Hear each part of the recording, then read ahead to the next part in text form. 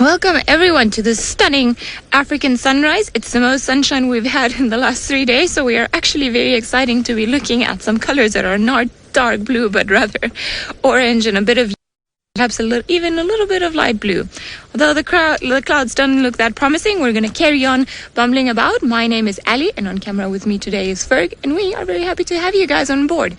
Now remember, this is live and interactive, so if you've got any questions or comments, you can send them through either using the hashtag Safari Live on Twitter or just send your questions via the YouTube chat. Now, it is looking like a stunning morning, and at least towards the eastern south of the property, it looks wonderful and sunny and beautiful. We're not going to show you what the western looks like because it looks quite depressive and ugly and dark.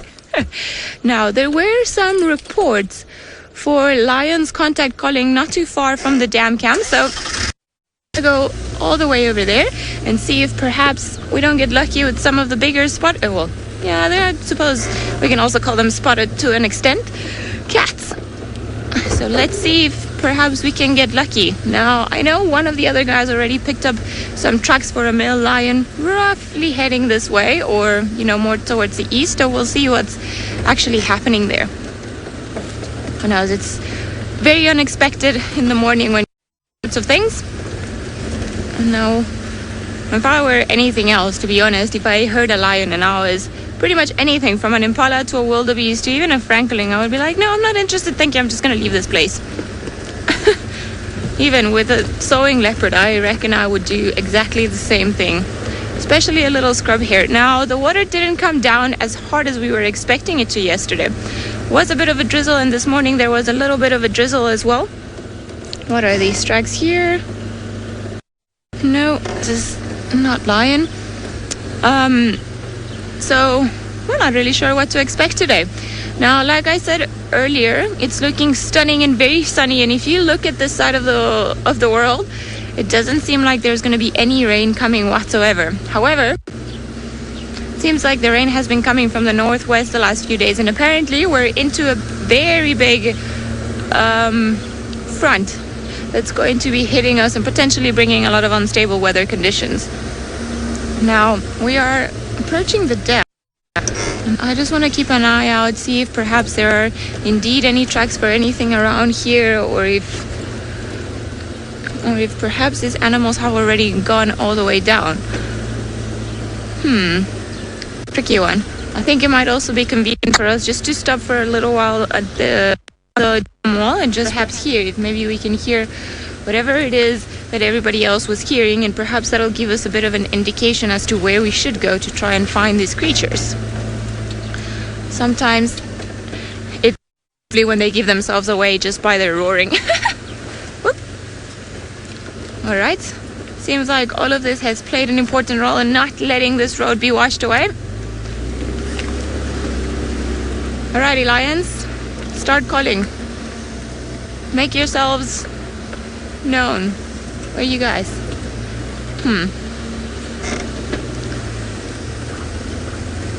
Alright. Almost here. I can't believe how dry this is. It's looking very, very dry. At least for this season. Hopefully we'll get a nice, good rain with all this almost cyclone that's coming our way. Now, I just want to remain quiet for a little bit just to see if perhaps we hear anything around this area. Well, there is a ground hornbill that goes doo, doo, doo, doo.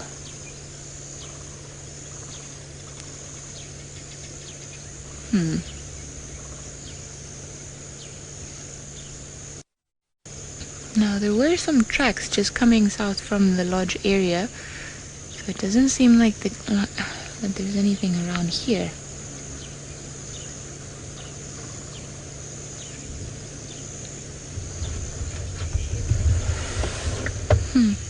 Natalia, you're wondering what time of the day the lions are most active. Well, it's the time of day where it's the least hot, where they can move around without having to just worry about overheating. So it's part of the reason why we do the safaris early morning and late afternoon. Those are the times where the animals are more likely to be active, from lions to leopards to pretty much anything else. However, having said this, there's always an exception, and you can see them walking around in the middle of the day too.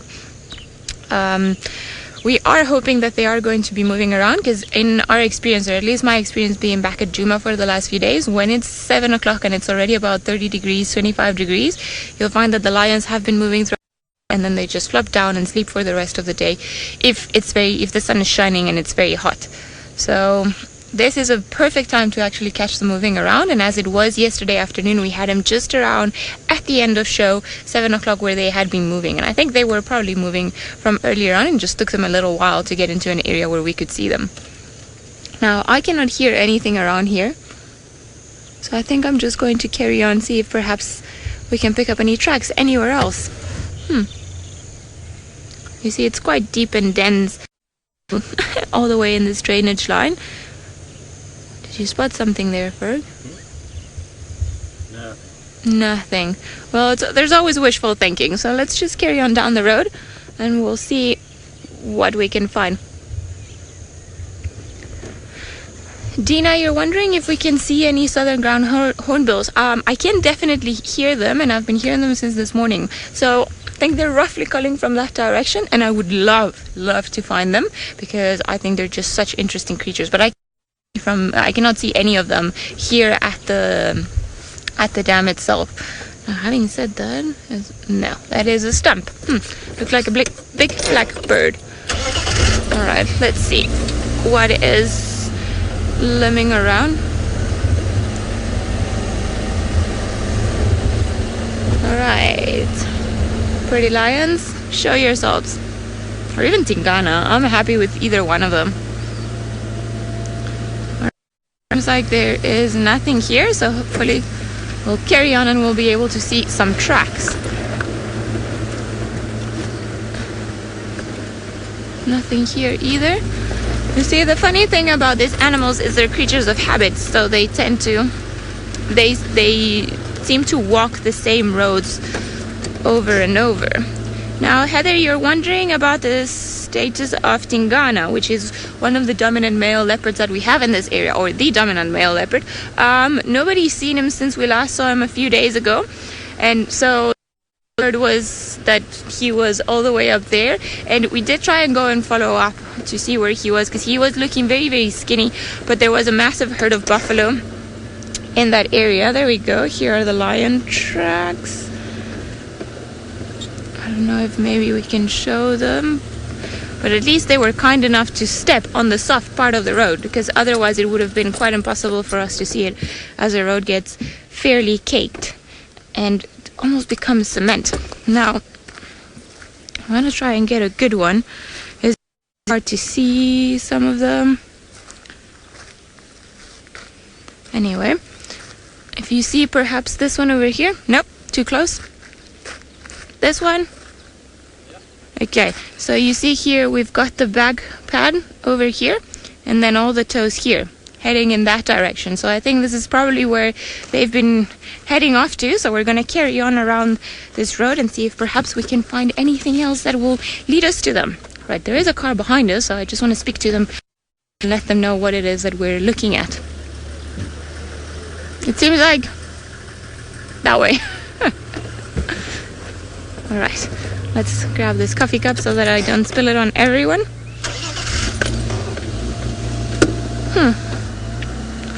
Nice lions. Let's see if we can actually find the two of you. Now, Rexon is actually driving the car before us, so I'm sure it's always good to have a bit of an extra hand when tracking, because they want to as much as we do.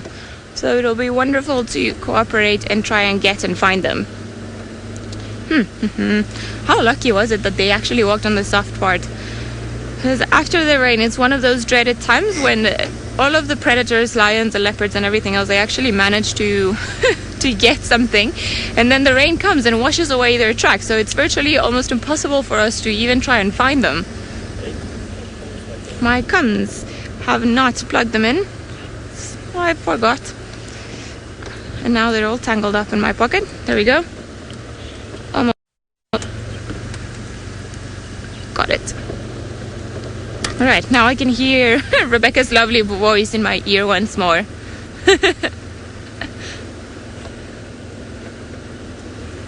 Sorry, Rebecca, although I can almost hear you, I didn't manage to understand what you were saying. So can you repeat that question for me, please?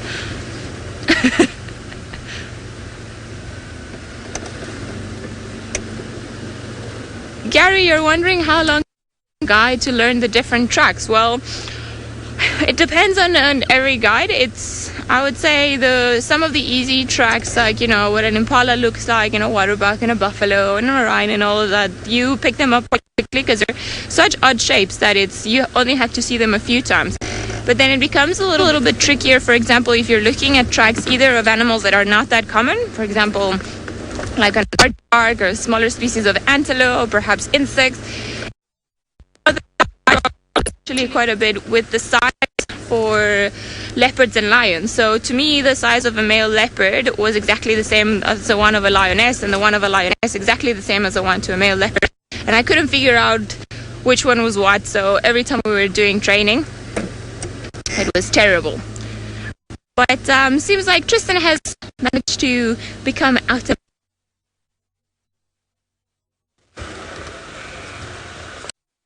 So I believe, unfortunately, that you've lost Ali, and she's managed to get a gremlin as I've kicked mine off the car. So we had a few little issues with a little cable, which you've sorted out now. So we're back out and about. As Ali mentioned, my name is Tristan. On camera today, I've got VM the Wildebeest. There we go. Thumbs up. Right, and we are now heading northwards towards where the last position of Shadulu was. We're going to go try and have a little look around for her. I'm very skeptical that she'll be in that exact spot, but you never know. She was still hunting around that area, and given her success rate, maybe she caught something else and she's still somewhere there. So we're going to go and have a little look around, see what we can find. You never know, maybe we get lucky. Now remember, it is live and it is interactive, and we always love to get lots of questions, and being that it's just Ali and myself this morning from Djuma, I hope that there will be many questions coming from you on #SafariLive on Twitter or on the YouTube chat. Right, excellent. Now let's go and see what we can find. I'm going to try and just head straight up where Tele Access, and then head kind of, I don't know, I don't really want to drive Triple M too much, given that Triple M is a little bit of a bumpy road and it takes its toll on both camera and us, but we might be a necessary evil for this quest this morning. So we're going to try and see what we can have a look around for there. If there's no sign of Shadulu, or if she's crossed maybe back into the west, then we'll come towards the central parts and start trying to look for our little friend Tumbo, who should be around as well. Well, hopefully will be around. The thing is that it's going to be tough to find any sort of tracks. We discussed it quite at length yesterday, and so finding a single footprint here is not going to be that easy. So I'm going to have to kind of pay attention to what I'm doing and check all of the little mitre drains. The mitre drains are our best bet, because what happens is all the soft soil that comes off of these roads gets washed into the mitre drains, and the mitre drains are actually really good track traps. So you'll find that an animal that's walked drain, because of all the softer sand that's there, it holds the moisture a little bit longer, and when they step, you actually get quite a clean print in those mitre drain areas. It's also a place where a lot of the leopards and lions often walk into when they're cutting through somewhere, so it's always important just to check the mitre drains as we go.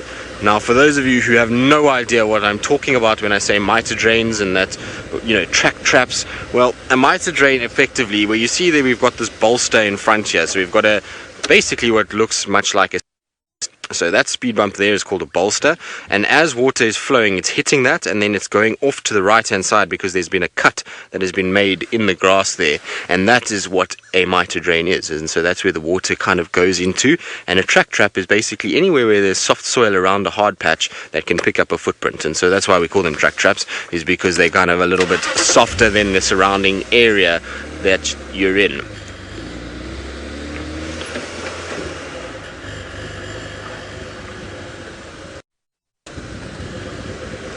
Josh, you're wondering if chicken medicine and termite mound are related. So, no, they're not, as far as I know. I mean, we don't know exactly where chicken medicine is from, but he theoretically shouldn't be related at all to termite mound. Termite mound comes from Londolozi, and, I mean, there's no record of chicken medicine being born in the Sabi sands.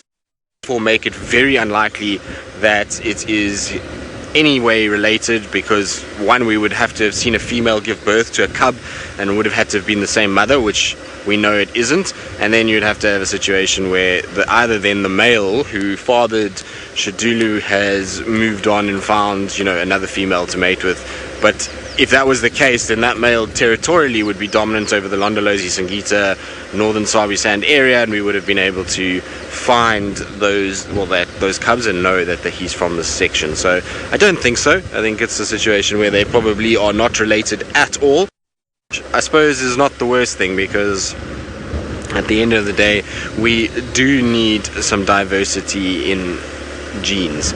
Right, now there's a few squirrels alarm calling to my right, but Ali seems to have been successful in her quest and has found something that's rather sleepy.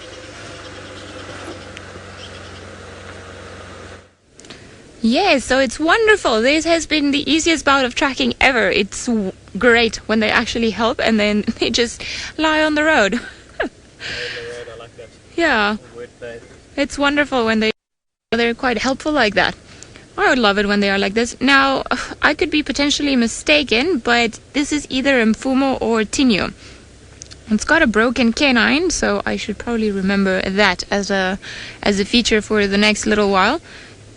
But lovely to be here and see you. And also, I like it that he's in a bit of a higher ground than us, like in the middle of the road. Now, apparently, Rex has also joined us in the sighting, and there's a kill just on the other side. So it could be why he's got such a full stomach. Now, I don't know what it is just yet, and we are going to go and have a look in a little while. But apparently, there's only the kill, no more lions or anything else. So how kind of it was him just to wait for us there. Thank you. And all of you guys, you've been looking so full lately. Just proves that maybe you didn't hunt a buffalo last night, but you were definitely interested in whatever else that was lurking around. Are you in the direction where his kill is? Just to make sure that everything's still fine. Beautiful. Look at your face. Jared, you're wondering what the kill is. As I said, I'm not too sure just now. It's behind some trees, so we are going to go and take a look at the kill as soon as we can. However, I think we should just enjoy the sighting of the lion nice out in the open before we go into try and figure out what the kill is, as I don't think the kill is going to be such a nice view. Judging by his stomach, I don't think it's going to be something that big. Definitely not a buffalo. But we'll be able to have a look around just as... Oh, there we go. Are you going to yawn? Or roar? Oh, if you roared facing us, that would be wonderful. Although I think he's looking a little bit too full. Now, the trucks that we had on the road were for more than... So I wonder if the rest of the pride has actually not deviated and gone somewhere else, and he just got lucky and managed to bring something down for dinner/breakfast/lunch. Seems like Tristan is with one of the preferred prey species of the lion, so let's head over to him and find out if maybe the rest of them are with him. We are indeed. So we've managed to find a big herd of buffalo that's on... So where we stopped to hear the squirrel alarm calling, we looked to the left and there was a whole carpet of buffalo. Now the buffalo seem to be quite alert. I think that potentially there might be lions that have been on their trail for quite some time. And so I want to check around these buffalo and just see if the squirrels that are alarm calling... Oh, that one's being blinded by the other one's tail and is practicing a little Fleming grimace. Look at that. So that's analyzing the scent, trying to get its nose up into the wind. There is a breeze that is blowing, and so it's trying to sniff and trying to work out what exactly is going on. It probably had its nose close to where that female is, why he's trying to see if that female is receptive. But it's a nice size herd of buffalo. They've really churned up the road and they've made a lot of a mess, and so I wouldn't be surprised if the Nkuhuma pride is following these guys. At the sort of most, I would have thought that the Nkuhuma pride last night would have latched onto these buff tracks and would have started to move. This is not far from where we left the Nkuhumas last night. They were straight north of this towards Sydney's Dam, and these buffalo are kind of hanging around, sort of sleeping. And so I wonder if maybe, just maybe, they were sort of chased about last night, and this is where they've sort of resting in this area. Now, it sounds like I might be wrong in my prediction that lions might be close by, because Rexon says he's got tracks for the whole pride heading to the east. So I wonder if maybe they've missed these buffalo completely, and the buffalo have managed to find themselves in a safe spot without the lions even knowing it, which would mean that they passed right under the lions' noses, which I suppose is a very big surprise, because generally Nkuhumas are pretty perceptive as to go around and try and get towards them as quick as possible.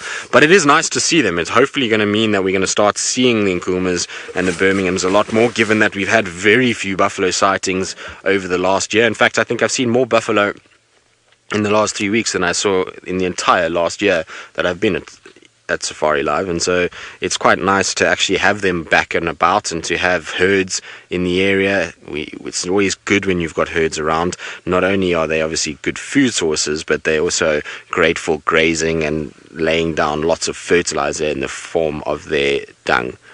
So Proud Cat Mama, is any advantages or disadvantages of living in a group like this? So there is both. The advantage is that there's safety in numbers. So the percentage chance of you being the one that is actually killed if you're hunted is very low. So you have a situation where there's so many others out here that, like I say, it would be very difficult for you to be the only one that is caught. So that's one advantage. Two is it's more eyes, ears, noses to be able to sniff, smell, hear, see any potential doom that is coming your way, and so much easier to pick up on predators that could be in the area.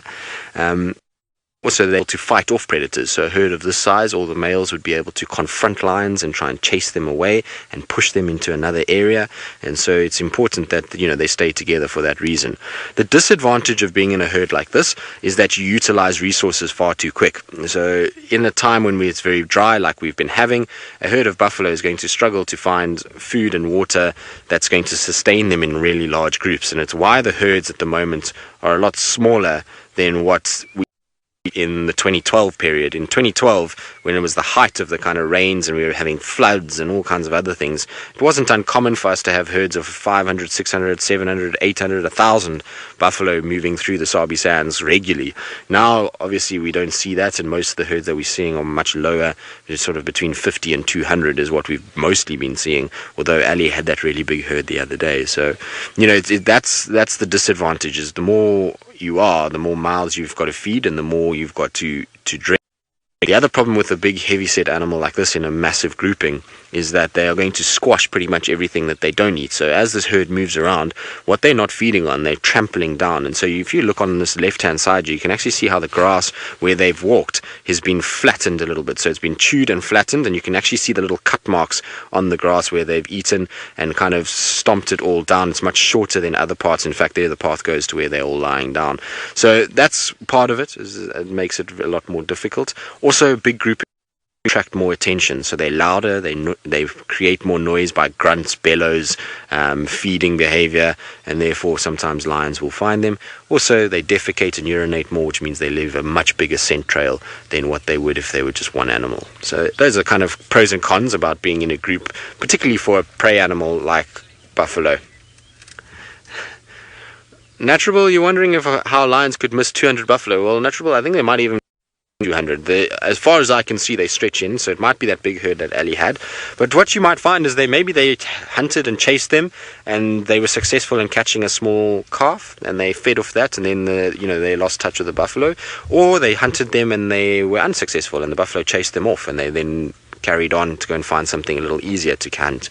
So might not be that they missed them, but they certainly aren't in this immediate vicinity unless they've done a big loop and come back again, which is also not impossible. When things like lions, you will find a situation where they do sometimes loop back and come and try and have another crack at it. But it happens also. I mean, it just takes the lions moving completely the wrong direction to where the buffalo are, or the lions passing through an area before the buffalo get to where that area is, and that means that they've missed them. So it does happen from time to time. It's just very seldom the Nkuhumas miss out on a buffalo lunch, that's for sure. So they normally try and find buffalo as quickly as they can, and given where they were and the fact that the buffalo herd, which I'm sure is the same herd, was very close to that area the day before, I thought they would have been tracking that buffalo herd as much as possible. But we also have to remember that it did rain, and so when rain comes along, that washes scent and makes it a little harder for the animals to find each other. But still a glorious sighting to see, and it's beautiful with the sun just peeking through the clouds at the moment. It's the most beautiful light at the moment. Right, now while I sit with these buffalo a little bit longer, I just want to see if anything happens while we're sitting here. I can still hear that squirrel alarm calling. I'm going to be patient for a little bit, and while we do that, I'm going to send you back to Ali, who's got a beautiful sighting of our male lion. Beautiful sighting it is, and if Tristan is with a pride of buffalo, with a herd of buffalo that is acting up a little bit, then I'm sure there's something there. Our lion, on the other hand, has decided the road is the best place to sleep in. I'm sure it doesn't want to get that wet with all the little grass and things around him. Such fat stomach, like, you cannot really blame him. Now, we did drive around to try and see what the kill was.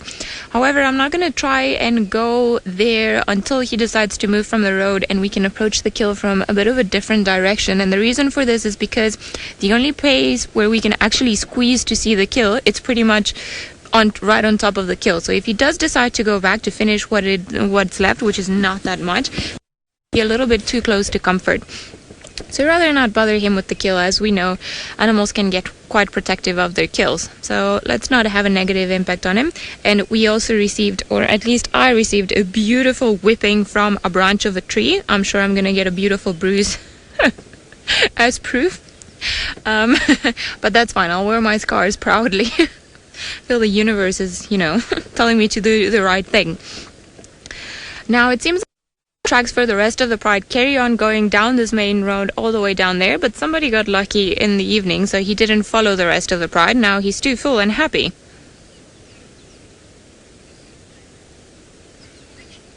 Josh, you're wondering how many cats there are in the Nkuhuma pride. Well, as far as I'm concerned, and this might have changed a little bit in terms of the cubs. Oh, how many cubs? I think it's 6 sub-adult cubs and one tiny or one smaller cub, if I'm not mistaken. 5 adult females, and then they were seen yesterday with 3 of the Birmingham boys. Now we're missing one of them, and I'm not too sure where he could be, but probably all around here. These guys hold a massive territory all around, so they've got to spend their time or split up in between all of the different pride of females and all of the different cubs that they've sired, just to protect everyone, and also just to make it very well known that this is their area.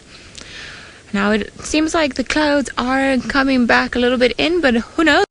Will be able to shine through this morning. You can see how they're slowly moving in. That is wonderful. That is very, very cool. And hopefully the sun will carry on coming in between those bushes, and perhaps if it gets a little bit too hot, it'll force him to move.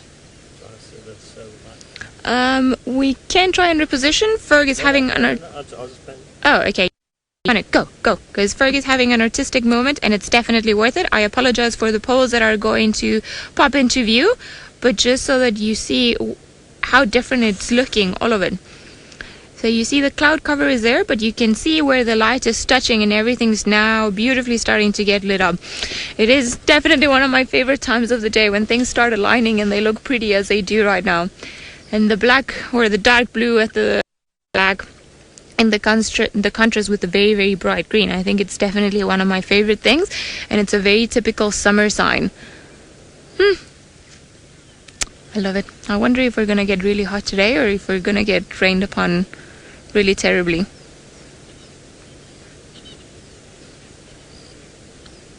Hear all the birds in the distance, but no lions for now. Wonder if they've carried on walking. Dancing in the wind. Hey, Ferg, getting quite artsy there. And there we go. One survival of the bush, one of the skeletons of the bush that are able to stand for a very long time, even after dying. Sometimes you have to wonder about the stories that the trees could tell, and how many prides of lions they've seen, and how many leopards, and how many different things have been coming in and out. I always like to think about it. And yesterday, funny enough, VM and I were having a conversation about how interesting would it be to have come here with our mother. Of course, I wouldn't like to die of malaria, but to come here about 100 years ago and just see how everything looked like back then. I reckon it would have been quite different, but very, very interesting as well. Now, going back to our beautiful lion. He is looking a bit like a soccer ball at the moment. I think he's all stomach and nothing else. Oh, it is funny. All the lions that I've seen in the last couple of days, they all seem to always have full bellies, which is wonderful. I mean, I want them to be able to sustain themselves and manage to eat and, not die of starvation. And it gives me hope that if the lions are being so successful with the different species of antelope that we have around here, that the leopards also are managing to survive, even just killing the smaller things, especially some characters like Tingana that might need a little bit of extra food. Although you don't need extra. I think you were quite a piggy. And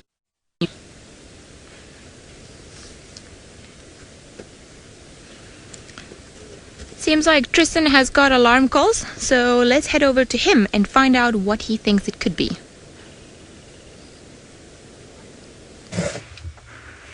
Well, we do have alarm calls, but it's only for that squirrel still. And like I say, I was just near the buffalo, but we came up just to quickly check behind these buffalo to see what's going on.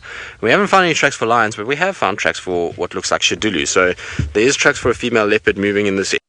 Why those squirrels are alarm calling. There you can see it nice and clear. Probably one of the clearest leopard tracks I've ever shown you guys. It's got nice deep 4 toes and then that pad at the back, and that is a nice clean track. It looks as though it's after the rain. We did have a few spots this morning, so there's a few spots on top there, but it's definitely after most of the majority of the rain. And she's moving south down Vuyatela access towards where those squirrels are alarm calling, so maybe she isn't somewhere there. The problem is that if she walked anywhere where those the buffalo would have absolutely destroyed any track that we have around there. So we're going to try and follow these as best we can. The problem with these tracks is, as long as they're in that soft stand on the on the left, we're going to have a really good sort of shot at this. But as soon as they go into the middle of the road, it's going to be a lot harder to try and find her. So what I'm hoping is that she's just going to lounge somewhere really nicely for us in a tree or somewhere around there, because she seems to be that kind of cat that does these kind of things and just sits in trees and poses ever so beautifully when she wants to. So I'm hoping that's going to be.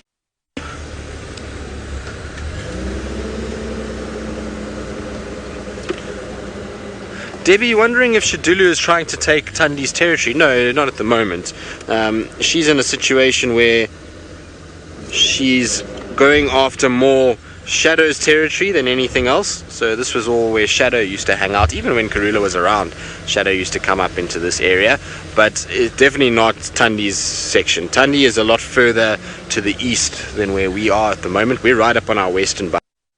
This is not an area that I would expect to have seen Tandi very much. I mean, she has been here once or twice, but it's not a common place for her to spend a lot of time. So I would expect this more to be an area where Shadow would be, and that's what I'm kind of would hope for. So it would be interesting to know where Shadow is, because Shadow has not been seen by anyone with any sort of proper proof. There has been reports that she's been seen, but I've spoken to the guides and asked around, and they say to me that they haven't actually seen her properly and have got definitive proof that almost 3 weeks, which is a long time. I mean, Shadow does this sometimes. She does just disappear for a few weeks at a time, but she hasn't, like I say, been seen. And I know that there's been photos that have been posted on various social media platforms from some lodges, but none of those sightings are actually current. A lot of those photos are old photos that have been posted.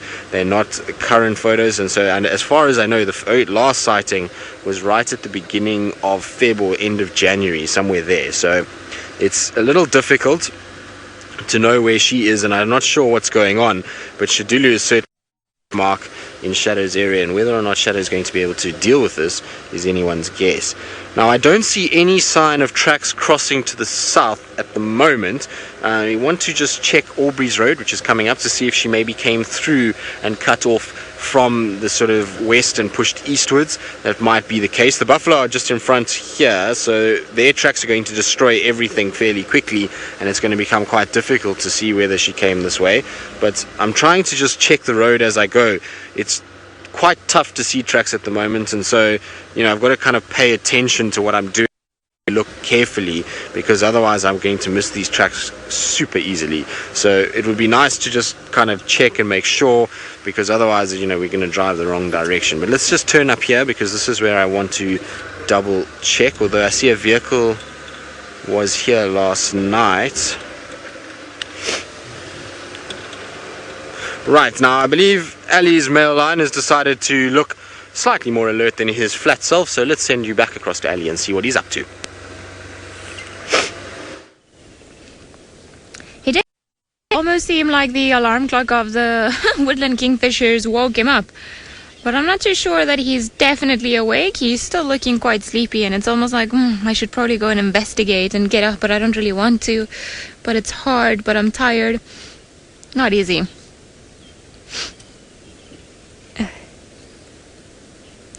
Joan, you're wondering if the Birmingham males are siblings. Yes, they are siblings, and they came from an area or a farm that's called Birmingham, and hence that name that they have. Now, not necessarily always when you have a coalition of males, they all have to be related. In this particular case, it seems that it worked, but I've seen coalitions, maybe 2, 3, 4 males, that some of them are distantly related, perhaps cousins, but not necessarily brothers. Now, it is beneficial for them to have other males or to be in groups, because obviously it's than one something stronger than one lion is 2 lions. So they tend to associate with other males, even if they're on their own. But it's not an easy thing to form a coalition of lions. So it's a lot easier, definitely, when they all already come almost like in a pre-packed package. It's the 3 of 4 of you, 5 of you, off you go. We've sorted you out. You've got a lot of siblings all together. Then it's easier when they have to go off on their own and become territorial. Now, I wonder what it is that you heard earlier on that got your head up.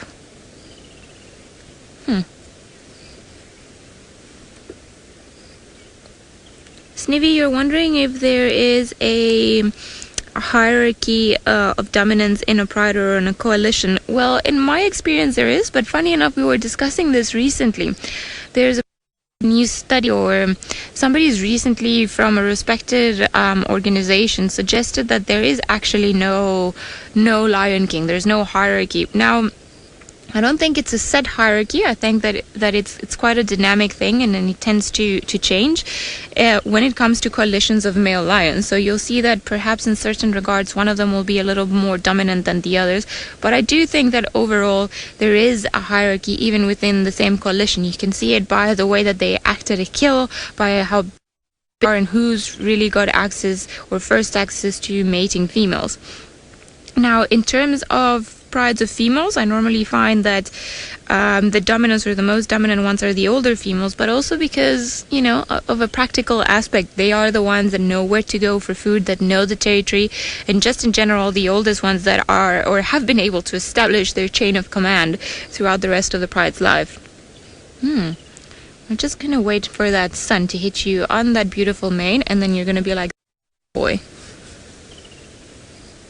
You don't swat your tail at me, mister. I'm giving you compliments. Now, it is full of flies all around us, and I'm pretty sure it's because it's the summertime, so it's more conducive for insects to be flying around, but also because of his skill. So Ferg and I, for now, have been successful enough not to swallow any of the flies that are all the way around us, but they are starting to become a little bit annoying. So I'm hoping the sun is also going to make them go away for a little while. Perhaps our beautiful companion here will move, allowing us to change positions and go somewhere else where we're not being attacked by the flies ourselves. And it just gives you an insight as to how horrible it must be for these lions to have all these flies following them all around. That's when the use of a tail actually becomes quite practical.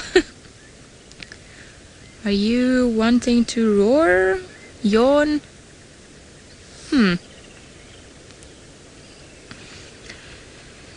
Proud cat mama, you're why a lion is important to the environment. Well, being one of the biggest predators around, they help maintain the numbers of the prey species. Now, it sounds quite cruel, just the fact that they've got to kill other animals to eat, but somebody's got to keep in line the amount of kudu, antelope, kudu, impala, waterbug, and everything else that is around a particular area. Even the number, or it's got to maintain at bay the number and leopards and cheetah in some areas that there is in a specific area. So without them to keeping everyone at bay and just keeping everything under control, these other species could just very well be very prolific, but to their own detriment, because they would eat either each other or eat all the food sources. So somebody's got to... Oh, no. And I was... Oh, the mane of gold. And then it went all the way down. So somebody's got to keep everybody else at bay, and they keep each other in check. So without one... If in a particular area you only have antelope species, then what's going to happen is that their population is just going to carry on growing and growing and growing. And some of them have overlapping things that they eat, so as you can imagine, they're going to start pretty much running out of food. So it's a good way of maintaining, how can I put this, sustainable numbers. Now, he's moved a little bit, so perhaps let's try and reposition if we can get you guys a view of the kill. It is quite a gruesome view, so we're going to try and head. Tristan seems he's still tracking, and I know if there's anybody that will find Shidulu, it will be him. So let's go over and find out where does he think she's gone. Well, I don't know. I suppose there's many people out here that would be able to find her. I feel like I'm not the best when it comes to tracking, but anyway, we'll try our luck and see what we can get. So far, we haven't found any further tracks than the last ones I showed you. That we went to Breeze Road, which is where we are now, and it's just buffalo have absolutely mangled that whole southern section, so it doesn't look like she walked on top there. I can't see any tracks of her. I can see where the lions walked though. They went past the wrong way though. I wonder if they didn't hunt here. Interesting. So Chitty Chatty Meg, you're wondering what made the buffalo move back to Djuma. Probably a combination of...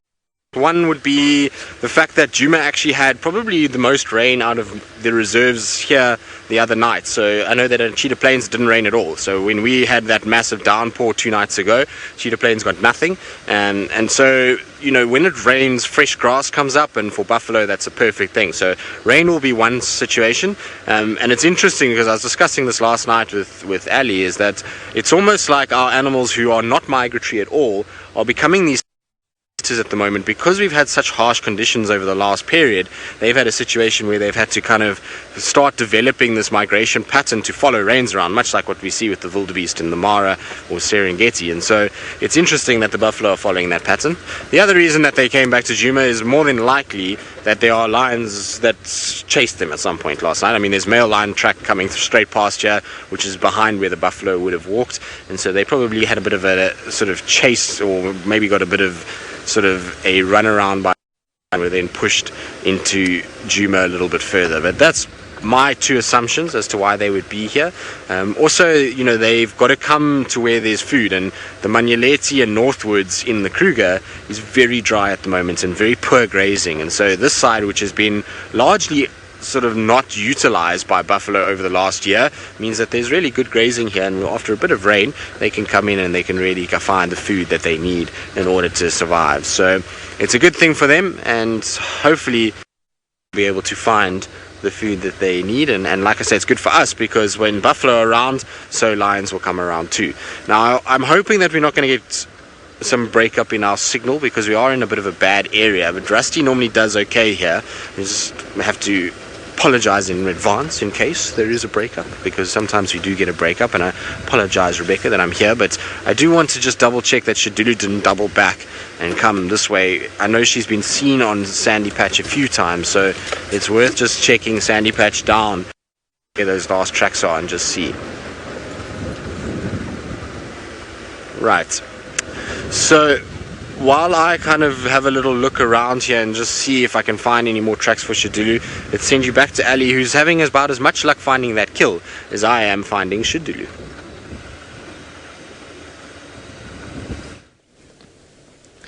Right, seems like Tinya is not really set on moving or going anywhere else, and I would like to just take the opportunity that perhaps have a bit of a more strong stomach, just to show you what the remains of the kill are, because it is quite interesting. It is, however, as well a little bit gruesome, so if you don't want to see this part, I would just suggest that you just turn away for about 5 minutes. I will probably not take longer than that to just show you everything else.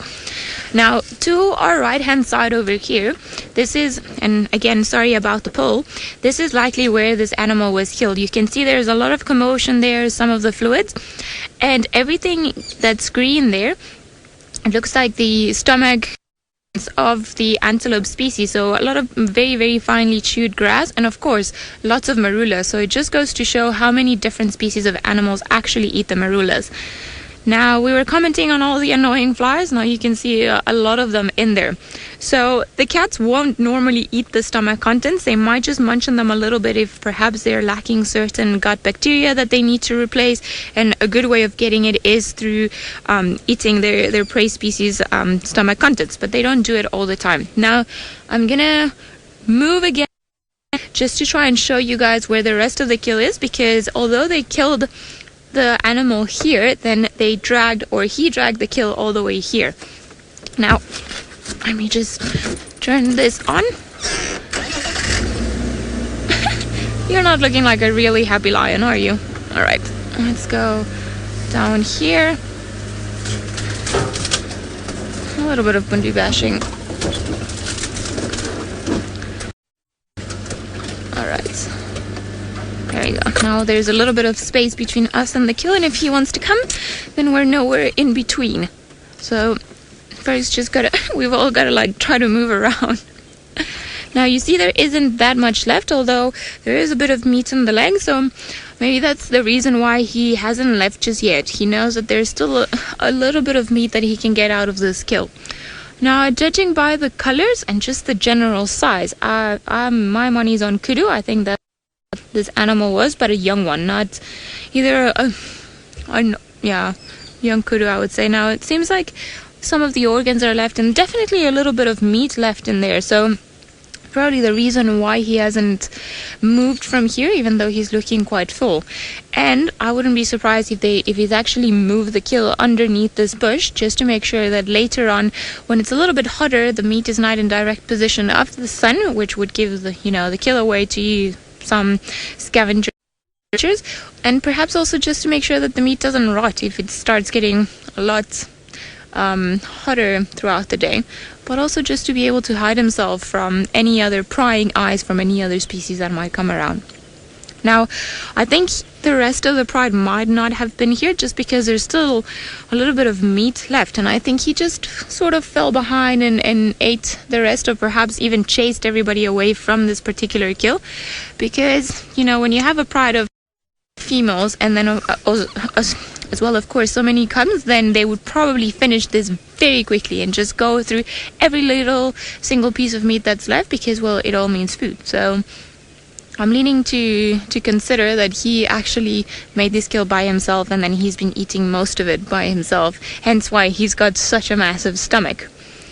Ooh, right, I think we're not going to show you guys a kill again, but we'll see.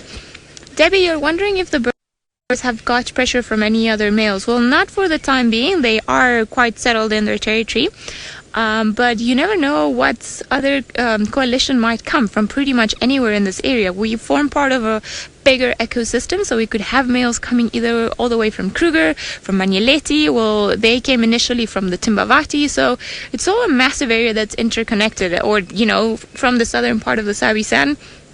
So for now, they haven't had much of a challenge, and I think in the last maybe year or so, 2 years, they actually haven't been all that challenged by anyone. The Majingalan were around about 2 years ago, and perhaps they were the ones that they struggled a little bit, or the ones that they had to fight off in terms of their most southern boundary.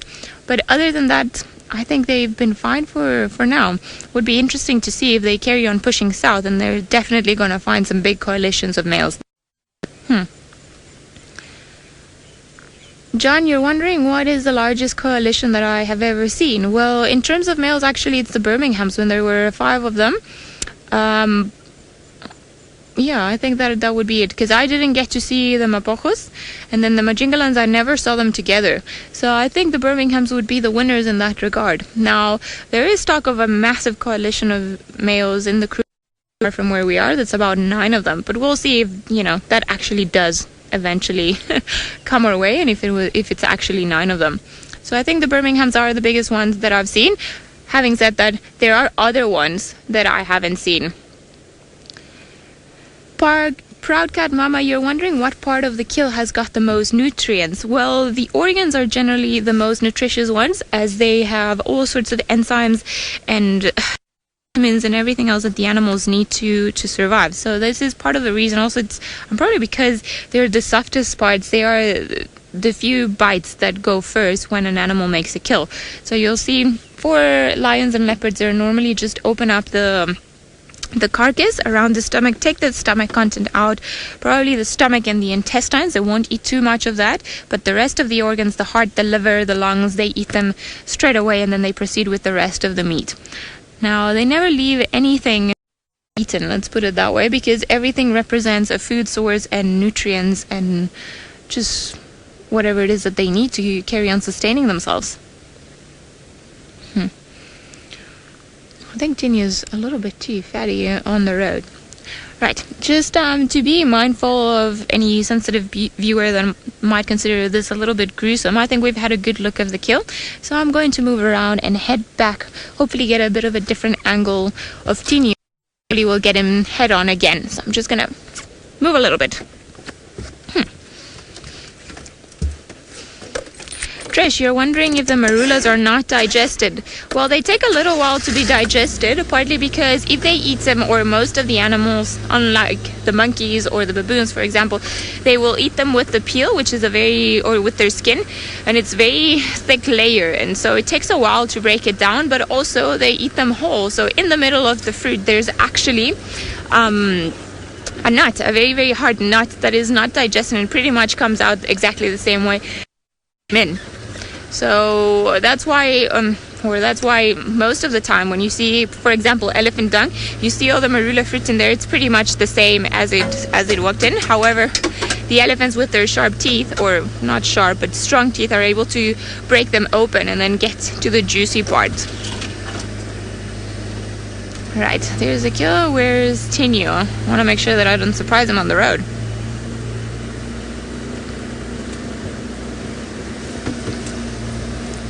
Hello. Wondering if any animal eats the eyeballs. Yes, they definitely all do eat the eyeballs. It is one of the first things, as I was saying earlier, that the animals eat when they make a kill. So they go for the softer parts first. They'll open the stomach, and then they'll go for the cheeks, the eyes, and just pretty much all of the things that don't require a lot of effort for them to chew through. So they definitely, all of them, eat the eyes. It's one of the prized meals when it comes to a kill. Now I'm making Ferg work with the angles. Trish, you're wondering if the hyenas could come and eat the leftovers? Well, they could certainly if they smelled the kill, so I think that's part of the reason why he's hitting it underneath that those bushes or that tree. Now, one single hyena against Tinyu, I don't think the hyena would have much of a chance, but many hyena, they might just be able to steal and, just come running and grab a piece and run away with it. It is well known that male lions are not that tolerant of anyone scavenging from their kill. Having said that, though, it's funny because in certain areas where you have too many hyenas, you'll find that it's actually the lions that try and scavenge from the kills that the hyenas make. But in this particular area, I think we see it more when the hyenas come and then try to scavenge either from the leopards, which we see pretty regularly, or they scavenge from the lions. Sorry, I'm on the radio, so I just need to answer this radio call quickly. Standing by, Aubrey. Affirmative, you can make your way.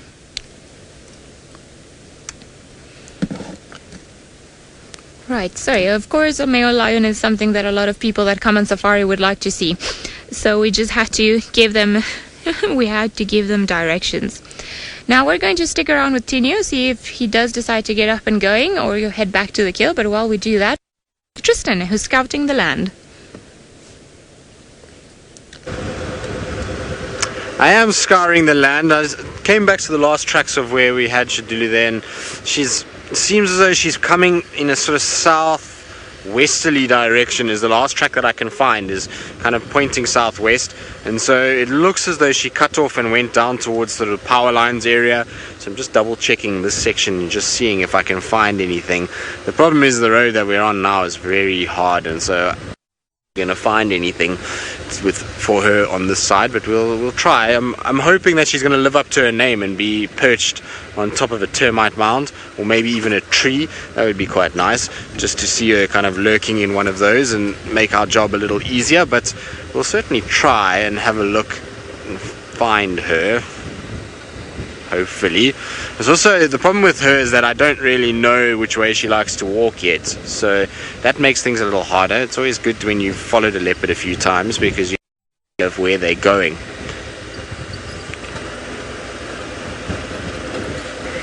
So Elizabeth, you're wondering if it's assumed that Mvula has passed, or has there been any other updates, or what's going on with Mvula at the moment? To be honest, we don't know. So, I mean, the last time he was seen, his condition was poor at best. I mean, it really was not very good at all. It was a situation where he really looked shoddy. He didn't look good at all. His skin was kind of draped over his bones. There was very little muscle definition left on him. In fact, worse than when we last saw him on Safari Live. He was seen down in Londolozi, and since then he hasn't been seen. And the thing is with that is, if he's in an area like Londolozi and he's not being seen, there is very little chance that he wouldn't be found there. So, you know, if he was moving and he was active between Londolozi, Mala, the northern ranges, somebody should have seen him in the last few weeks, and the fact that they haven't kind of doesn't sit well. I have a funny feeling that he might unfortunately not be with us anymore, but you never know. We'll try and see. Might make a sort of comeback, and we might be around, but for now I don't think so. I mean, I think he's unfortunately probably, which is very sad. It would be an end of an era if that was the case, and it wouldn't be very nice at all. So, you know, let's see how we go. Let's see if we can try and, you know, hopefully see some sort of miraculous comeback from him. Now, I've just heard elephants shouting just to my south here, so I want to quickly just go there and have a little look at what's going on. Let's quickly head in that direction. Liam, what do you reckon? Impala Plains side? There we go, Impala Plains. Let's see. Now, the good news is that those buffalo are pushing deeper into Djuma, and I know that Rexon's still following the tracks for the lions, kind of still around the central parts of Djuma. So there's going to be an interesting showdown at some point. Maybe this evening we're going to see something. Still no tracks for Shadulu here either. But yes, Mvula is a sad situation. It's something that we're not sure about. Maybe it's going to be another whole story, you know, like Karula and various others that have disappeared before her. But let's see how it goes. I'm hoping that some miracle happens and we see him. But while I contemplate whether or not we're going to see Mvula again, let's send you back down to Ali with the very flat tinio. He is very, very fat indeed. Now, it seems like the rest of the pride is actually not too far from here, and Rex just managed to find the rest of them. So I think what we should do is just abandon him for a little while. He will very likely head the way towards the rest of the pride, but I know we haven't seen the Nkuhumas or the females for quite a long time. So, what happened there? So I think it'll be a good idea to go and follow up on them.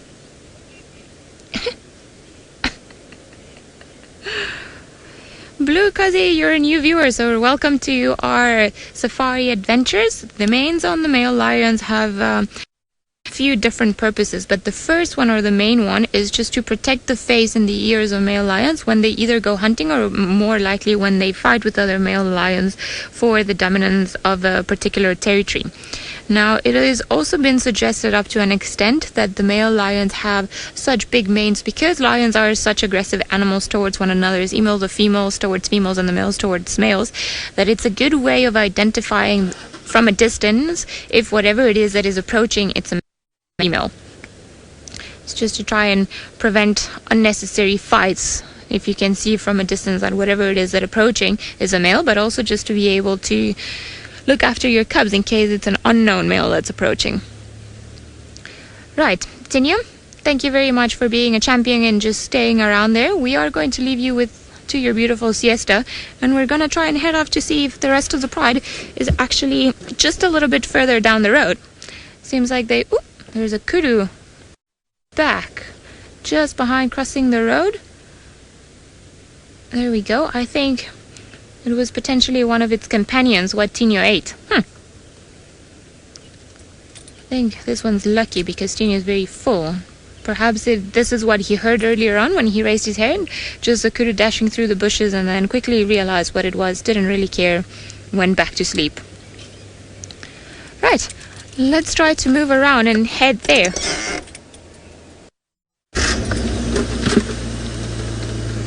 Chitty chatting Meg, you're wondering if the dark color of the lion's mane, if it means that he's dominant. It has been associated certainly with more dominant males. There is a little bit of genetics involved as well as to determine the darkness of a particular male lion's mane. However, there have been many studies that point to the fact that female lions prefer males with darker manes because it means that they are more. So yes, absolutely. Now, I wonder how it would work out in the Kalahari though. In the Kalahari, in the desert areas, we get male lions that have very, very dark manes. So they're actually known as the black-maned Kalahari lions, and it's like this prized animal that it's beautiful and very dark mane. So over there, we'd imagine the females might have a little bit of a tougher time choosing who's actually darker in terms of mane, of course, just because, well, they all have very dark manes. Now, I need to try and remember the roads, but I think, first of all, I need to actually disengage from low range. There we go. Perfect. Now, it seems like all of the lions have been using the main road, so it's funny how sometimes all of these creatures, the cats, can be very fuzzy and they don't always like walking in the middle of the bush. They will either use the game paths or, of course, they will just use the main road because why not? It's a lot easier to see further ahead. You can mark your territory easily. It's just like a perfect... There is a little bit of chill in the air right now.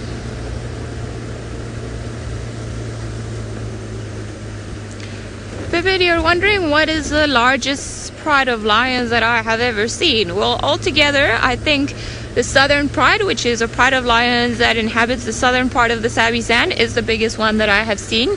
That one and I think they used to be called the Sand River Pride. They were oddly around 20 to 25 lions altogether. So the southern pride is the pride that I've spent the most time on, just in general, in terms of how many lions there were. And at one point it was incredible because you would have about maybe 20 lions calling at night, so you would just hear them all, roaring their heads off, advertising their territory. It was incredible. It was just incredible to hear all of them roaring at the same time. Just gave you an idea of like full-on force. But this is, of course, in between, well, at that particular time, one male, but between the males and all of the females. Now, this is the part where I've got to pay a little bit of attention as to where actually I'm supposed to go. So I'm just gonna keep my eyes on the road because, as far as I believe, they were seen on the eastern side of the drainage line. So we are heading there now. And it seems like they actually didn't walk all that much further from where Tinyo is lying down.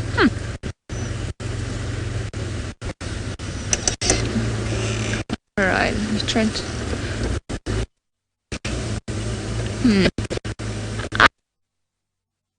But I'll do that. Let's head back to Tristan.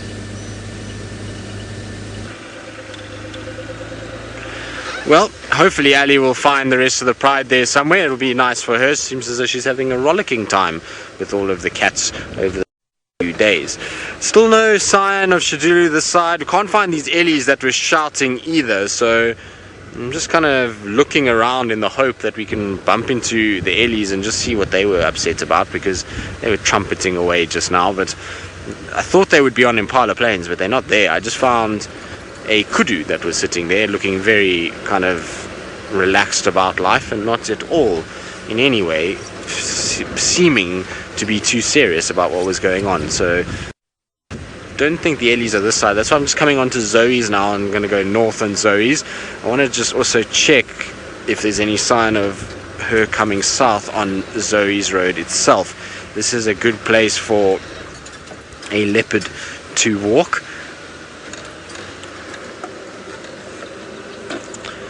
I don't see anything. Always important when you get to a junction of two roads to just take it easy and just kind of go very slowly what's going on there, because it's often a place where animals kind of for some reason cross over and you pick up tracks sometimes in those sections. Now what are these? No, just scrub hares that have been very busy here last night. Wonder if they were a little romantic evening out under a stormy sky. Maybe. Seems like more than one scrub hare that was messing around there. Okay, so no tracks for a leopard coming out this side. No tracks for a leopard on Impala Plains side. That means that she must be fairly close to where those buffalo are. I wonder if those shouting squirrels were not for her. Close to those buffalo and were kind of just on the northern side, and maybe she just detoured around the buffalo because she just didn't feel like dealing with them. A leopard will often do that when they see a big herd of buffalo. They just turn and they just go into the bush and come round a bit, and then they pop out on the other side and carry on with their day, or they cut through and just find a different place and rest. So it might be a situation where she's just in a slightly different area than what we expect her to be in. So I'll go back onto Vuyatela Access again and just triple check that I can't find her tracks on the other side of the buffalo. Who knows, maybe they kind of pop out on the other side and she just did a little loop around and that's why we missed her. I had a look at the tracks though. The tracks look fairly good. They are on top of everything. There's no sign of any genets or anything like that being on. I mean, could be from early this morning, but I just, she had that scrub hare kill and that was almost done, VM said to me when they left last night. So I just don't think she would have sat there for too long. I'm sure she would have gotten up and moved quite quickly. And so it's not far where we picked up those tracks from where she had the kill, which would surprise me if she only left early this morning. I would have thought that she would have gone way earlier, and maybe she did. Maybe we just, unlucky and no genets have walked on top and nothing has given us an indication of the age.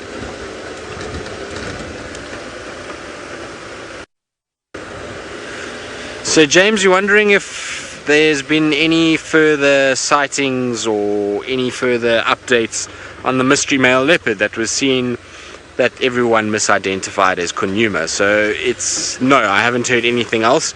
I did ask yesterday, but no one really replied to me, so I'll try again today and see, but I don't think so. I think the last sighting of it was on vessels the other day. What I want to try and do though is ask some of the guys that were actually that leopard if they got some photos, that maybe we can try and get at least a face shot, which will help with trying to ID it, because we were kind of going off a back of the head shot of this male, which is not really as easy as a nice facial or frontal shot. So nothing that I've seen, but who knows. At the moment it seems as though these random leopards are just popping out of all over the place, and it's making life quite interesting for everybody involved. I think it's becoming quite tough for our dominant males to hold on to what's going on, and for us to even follow what's happening at the moment is really difficult. Where a number of different there's the buffalo right there on my right. Hyenas, VM. So VM was telling me what track is that on the right. So we've got hyena track and we've got a whole bunch of buffalo on our left hand side that should be coming through the bush fairly shortly. It's so thick though, you can't actually see them, and they're not very far away. So there's a view of them, some of them through there. It would have been nice if they were out on the open clearing so that we could actually see them, but you can see how difficult it is to even see buffalo sometimes. That's the herd thicket, and they're slowly but surely heading into Djuma further and deeper, and they're going to have to be very careful, because if they cut too far east, they certainly are going to have a problem with the Nkuhuma pride, because the Nkuhuma pride is right, by the sounds of it, in the central parts of Djuma. So these guys would then drift straight towards where they are, and I'm sure the Nkuhumas will hunt them if they're around. Naturable, you're wondering when the calves buffalo. I'm going to go back because these buffalo maybe will get a better view from behind us here. But the calving season is all year round for buffalo, so you can see them having calves at any time of the year. But there is a certain bias towards the summer months, so you see them calving a lot more in summer than you would in winter. But they can have calves in winter. I've seen many calves being born in the spring and the autumn, and even in the winter time. But a sort of, like I say, a much more of a bias towards the summer than anything else. I thought we might get a nice view of them from here coming, but it's still very kind of dense at the moment, so not great. You can kind of just see a little gap there of some of them slowly moving towards us and coming towards the road. I'm pretty sure we'll eventually see them all kind of crossing the road and coming out into the open. They're heading, like I say, down towards sort of Philemon's, Rebecca's area. So I wonder if maybe, just maybe, they're going to cut towards Twin Dams. It seems as though if it's the same herd that we've been seeing moving about, they seem to do this route where they go Ari Dams and then down towards Chitwa Dam and then up into Torchwood. So I wonder if it's the same grouping and if they're going to follow a similar route as before. But you see how they kind of have their noses to the air every now and then. So whenever we're around, they kind of just put their noses up. And I'm sure this herd has probably had an experience with vehicles and lions, and they're just making 100% sure that we're not harboring any ill will towards them or any threat like lions next to us. And so that's why they stop and they smell. The herd was moving a lot quicker than it was before we kind of stopped. So I'm sure now that we've stopped, they're going to just stop and smell, and then they're going to come across, hopefully, and head towards the open area. It'd be nice if they went towards quarantine. That would have been quite nice, because it would have been really cool to see them out in the open. And I suppose it's not actually that far from here. If they're more east and not so much south, they could go out into quarantine. It'd be interesting just to see how many buffalo we're dealing with. Might hazard a guess that we're probably dealing with close to 200, 250, so it might be a different herd to the one that Ali had the other day. Still cool to see them, though, kind of drifting around. And it amazes me how well they actually camouflage. If you think that this is a very large animal, and it is an animal that, it makes a bit of noise, but when you see them in these thickets, you realize it's actually sometimes quite tough to see. They're so dangerous, because when you're on foot, okay, maybe not something like a herd like this because they're making a lot of noise, but if you're on foot and there's just a single buffalo, you can often not see them until you're right on top of them. So you've got to be a bit careful with buffalo and kind of just wait and make sure that you're in a situation that you're really paying attention to what's going on. And we've had a very lucky run of it where on walks we haven't had to worry about buffalo, but we're going to have to be very careful from now on, because when herds like this pass through, inevitably there's big dugger boys that just get left behind and old males that kind of just will stay in a certain area. And so we're going to have this a lot more now than what we have previously. Right, while these buffalo kind of meander through the thickets, we're going to carry on, I think, try to see if we can pick up any signs of Shadulu again. And while we do that, I believe Ali is crashing through the bush in search of that Nkuhuma pride. Well, we are. Luckily not too badly, but we've just got to sort of make enough space for Rex to be able to pull out. Job. Thank you very much. And then we'll be able to head back and have a look at the lions, which is going to be very exciting. I haven't seen the Nkuhumas in like forever. So very excited to be heading on there. Yeah. All right. Jake, you're wondering what is the average lifespan of a lion? Well, it depends if you're a male or a female. No, sorry, I'm just going to try and maneuver around here. So females tend to live until they're about maybe 15, 16. They have a longer lifespan than males, and males until they're perhaps about 10 to 12 years of age. And tends to be a little bit more violent than the one of a female, as they have to fight with other male lions for their territory. Right, we've got a few heads up. Hello, beautiful lions. Hello, tiny cub. Exciting times ahead.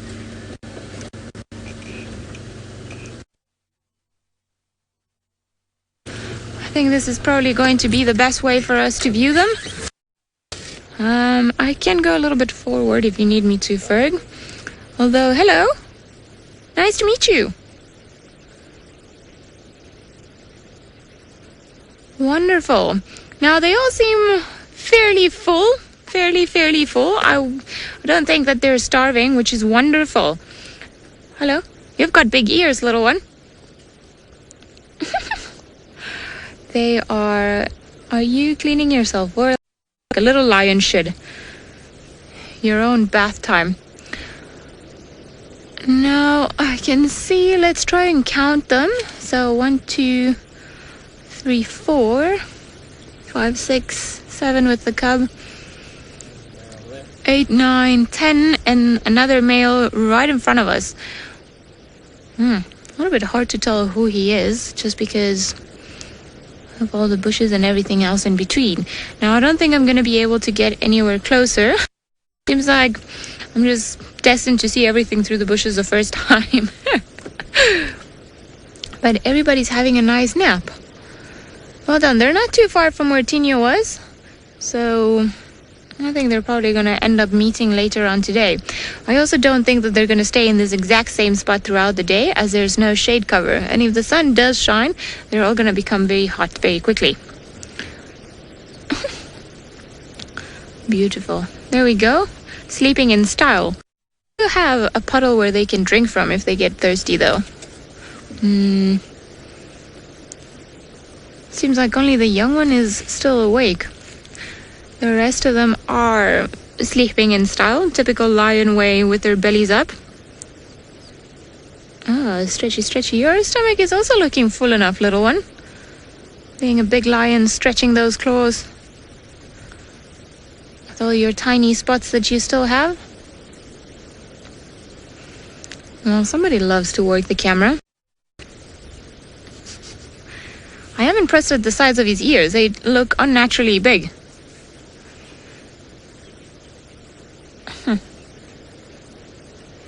Anna Marie, you're wondering why some big cats love water and some others hate it. Well, I think it's just really depending on what the role water plays in their life and in their hunting strategies. Now, for example, with lions and leopards, they just use the water to drink and sustain themselves, but they don't really go into the water for any hunting purposes or to cool it down, probably because of some sort of evolutionary trait that they share. Then we have big cats like tigers and jaguars who seem to absolutely love being in the water, and then they'll swim and then they'll go hunting in the water, at least jaguars do. And tigers are very well known for just cooling down in the water. So I think it's probably because in these two areas where tigers and jaguars live, and jaguars in South America and then tigers in Asia, it's probably because of the amount of water that you have in those areas compared to, for example, the water that you, or the amount of water that you get here in Africa. Pretty sure that's the reason why. You are a very curious little thing, aren't you? Tired? You want to carry on playing? I am hoping that he's gonna go and jump into the belly of one of the adult females. It would be wonderful if he did, although I don't think the females with their very big fat bellies would be too happy about that. Now, this little one is clearly, obviously, old enough to follow the pride around as they walk in their night patrols, and also will have to start fighting and making his own weight worth when they do come to a kill, as lions are not like other creatures necessarily. Well, it's never a happy affair when they have to share the kill, and pretty much everyone's got to fight for the right to have a bite. So even when you're a tiny little one, then you've got to be able to fight your way through. Judging by his general condition, I reckon he's doing a good job at doing that. Oh, male lion up. Are you gonna walk this way?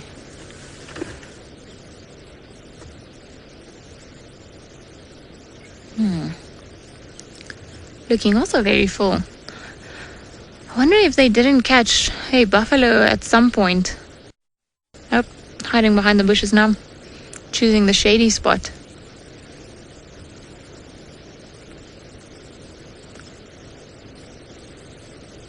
Well, maybe you want to come for a drink?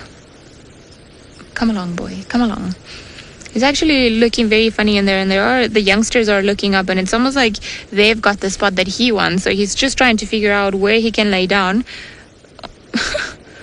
where he's got a little bit of space.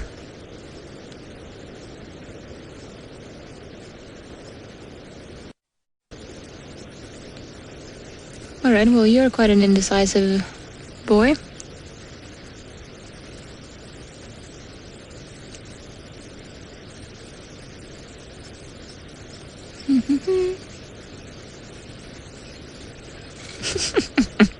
Just looking through everywhere. And he does seem like, I want to lay down here, but there are too many lions here. Move, youngsters, move.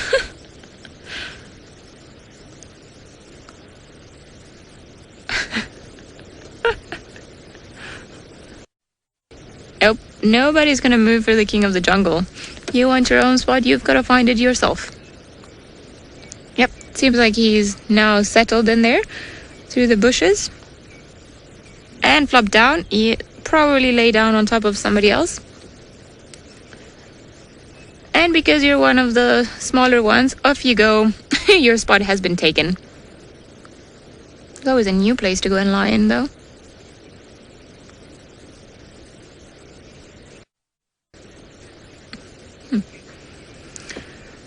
Right, seems like the lions are quite settled. We're going to spend a little bit more time with them, see if somebody else decides to come into the open. But while we do that, let's go over to Tristan and find out what his plans are.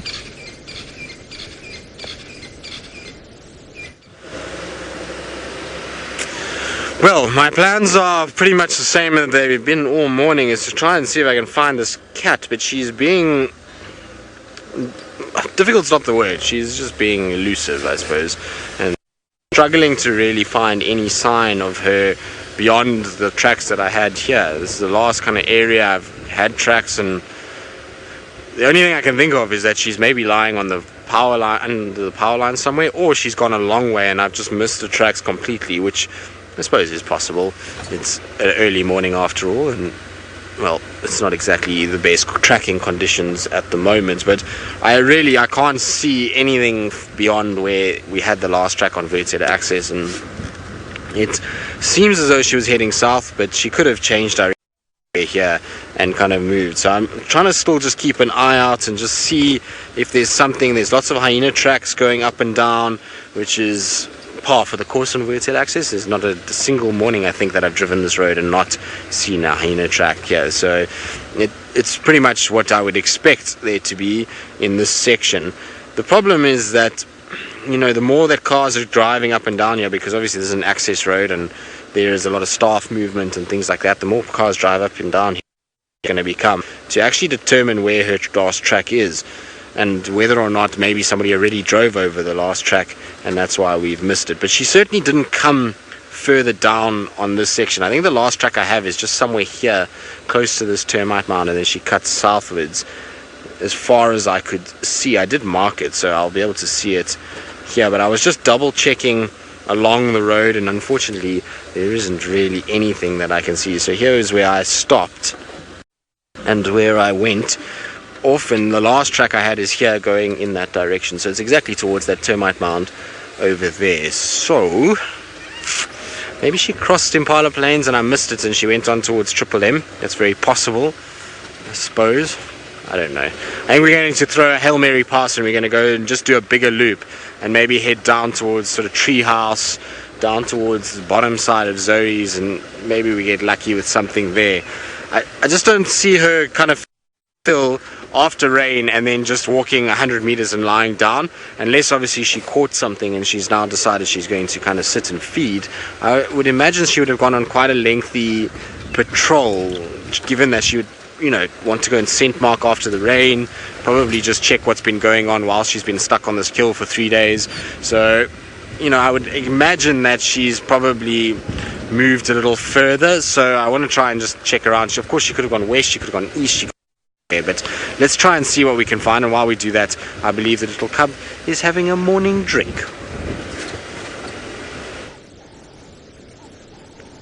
He is indeed having a little drink. I think he's decided that even if the rest of the pride is sleeping, he's still got to get down to business. And he was very careful as he approached the water. As we were saying earlier, they don't necessarily like inside of it. So I think maybe he's had a slip where he's fallen into the water before, because he was treading very carefully as he was approaching this. So sweet. Some elephants are quite angry somewhere. He's definitely listening out.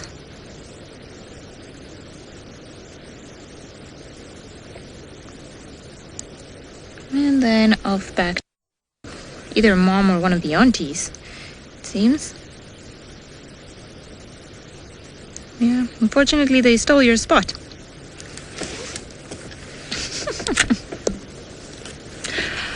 Now, found a very lovely spot with the rest of the pride. I think the little one is actually the more clever one, because he's sitting on the golden spot. He's not going to be bothered too much by the sunlight anytime soon, and then if he does get thirsty, then he can just come down for a drink. But also it seems like he's found a hole that's about his same size. Perfect. You are looking very sweet.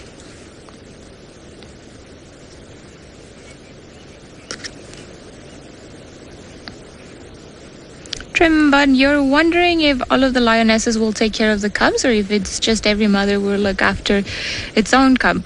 Well, lions are very particular animals in the sense that they are one of the few species that will actually allosuckle, so meaning that they don't really care as long as lactating which cub is lactating from which mother. Now, every mother does create a bond with their particular offspring, but they don't really mind helping raise each other in terms of perhaps milk, how can I put this, milk requirements.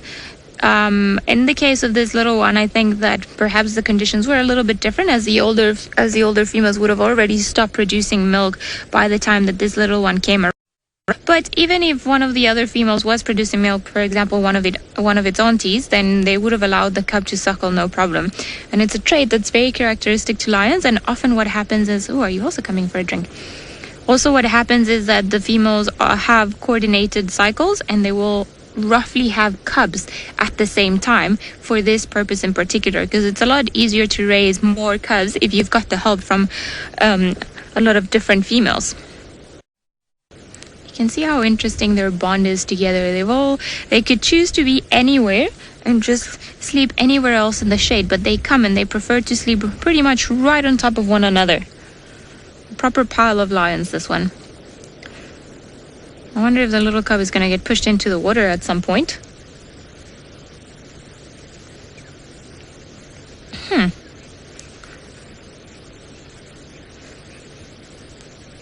First lady, you're wondering if lions contract diseases from drinking the dirty water. Well, I'm sure they have all sorts of parasites and different things in them from the environment that they live in the water. And it's well known amongst wildlife vets that touching a lion without gloves, it's something that you just do not do because of the amount of parasites and different things that they can have on their skin, that it does not affect them, but it can affect us really badly. Oh, I'm going to stay quiet for a little bit so that we hear them while they drink.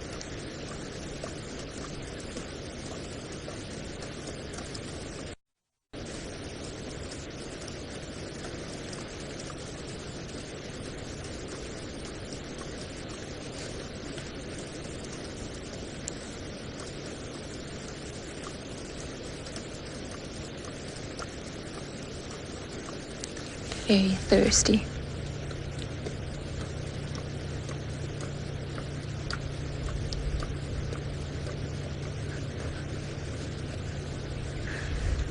Hello, girl. You are looking as stunning as always. Well done. Now, there is a bit of a breeze coming through, so the temperature is actually perfect for them. Snazzy, you're wondering if lions ever have blue eyes. Well, I've never seen a lion with blue eyes. When they are little, they have lightly colored eyes, but they tend to get darker, of a brownish color. So it'll go from amber to, I would say, caramel brownish. But no, I've never seen a grown or an adult lion with blue eyes. Perhaps only the white lions, which they do not occur in this area naturally, or well, they occur in this area naturally, but we haven't seen them in this particular spot. They are the ones because they are considered to have less perhaps dark pigments in their coloration that could have blue eyes, and I think those might be the only ones that I've seen with light eyes in documentaries and photographs and so on. I unfortunately have never seen a white lion wild. Oh, come on, boy, are you coming for a drink as well? It is getting tricky with more and more lions piling up in this particular spot. Now, if I am not mistaken, the one that we are looking at is Nkuhuma, with the big scar on top of his forehead. And he's the one that we saw at Buffelshoek Dam a few days ago that was actually trailing the rest of the pride. So it's interesting because we didn't see Antinio that time, but he's been clearly trailing them for quite a while. Now we're just missing one of the boys, because apparently 3 boys were with the girls yesterday. I'm not too sure if perhaps there's another male lion somewhere around here, but sleeping further into the thickets. It's a little bit tricky to tell from the spots that we have access to.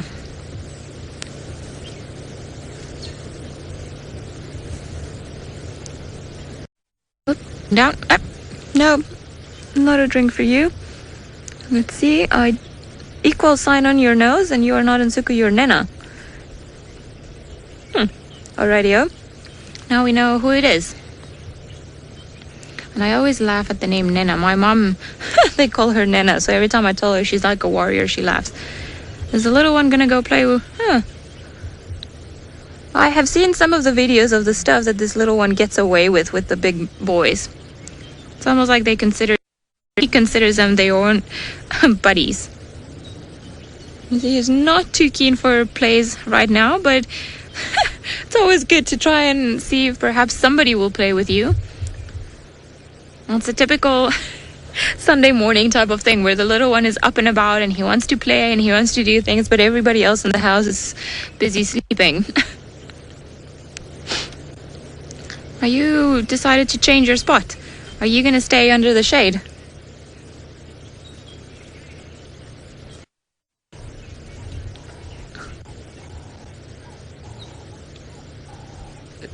Rebecca, you put through a question, but I'm not entirely sure as to what you said.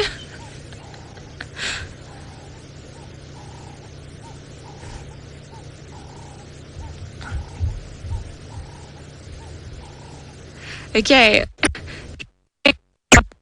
Lions kick out lion cubs. Well, normally when they're about 2.5, 3 years old, any time between 2 and 3 years old, they will start pushing them out. But it's also the females that start becoming less tolerant, start pushing them away from their natal pride. So they have quite a long time to learn how to hunt and learn all the techniques from their mothers and their aunts, and then pretty much as soon as they get older, they start getting a little bit more of a mane, which is still not fully developed, and the females start kicking them out, and the males definitely become less tolerant of them, and they start pushing them out in quite a violent way, just for them to get the idea that it's time for them to move up. But they also feel this need to start dispersing and finding areas where they could try and establish themselves dominant males of a particular area.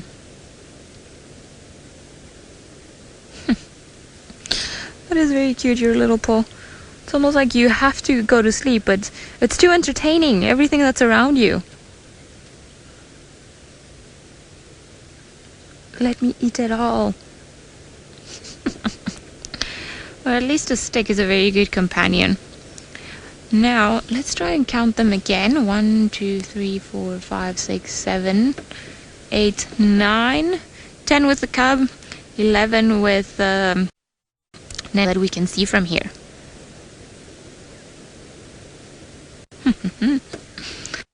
Could be some more further back, but I can't really see them from here.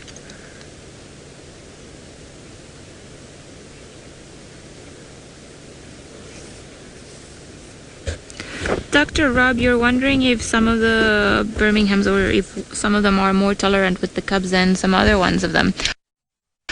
I do believe that Tinio seems to be quite tolerant with the cubs. Oh, I think I see another one over there.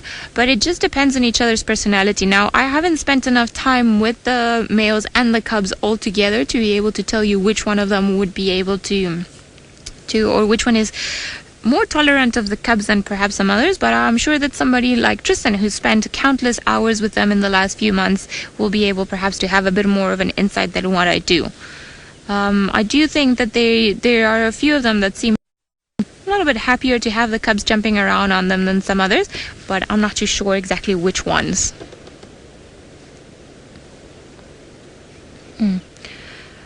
Let's go over to Tristan to find out what he thinks. I'm sure he will have an insight.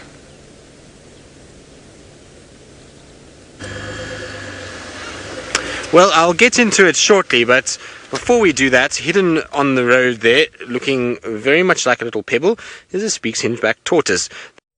A rather quick getaway from us at the moment, and I would imagine we're going to see a number of these guys out and about over the course of the next few days. After the rain that we've had, they'll be out and trying to mate and trying to move around and get water and forage and just enjoy the conditions that have now presented themselves.